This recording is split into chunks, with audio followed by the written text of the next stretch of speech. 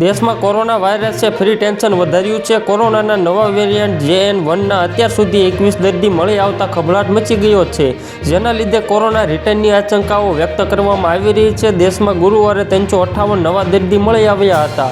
અગાઉ બુધવારે 614 દર્દીઓ મળી આવતા ફરીવાર કોરોના ચર્ચાનો વિષય બની ગયો હતો। માહિતી અનુસાર બુધવારે 614 દર્દી મળવાનો આંકડો 21 મે પછી સૌથી મોટો હતો, જેના પગલે WHO માંડીને કેન્દ્ર સરકારે પણ આ મામલે એલર્ટ જાહેર કરી દીધું હતું। હોસ્પિટલોમાં ખાસ સાવચેતી રાખવામાં આવી રહી છે।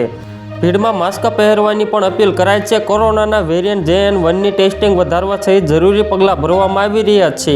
કેન્દ્રીય સ્વાસ્થ્ય મંત્રાલયના આંકડા અનુસાર દેશમાં છેલ્લા 24 કલાકમાં 358 નવા કેસ મળ્યા હતા। આ સાથે દેશમાં એક્ટિવ દર્દીઓની સંખ્યા 2669ને આંબી ગઈ છે। JN.1નો પ્રથમ દર્દી કેરળમાં મળી આવ્યો હતો। કેરળમાં છેલ્લા 24 કલાકમાં 3 દર્દી પણ મૃત્યુ પામી ગયા, જેની સાથે મૃતકોની સંખ્યા 5,33,327 પર પહોંચી ગઈ છે।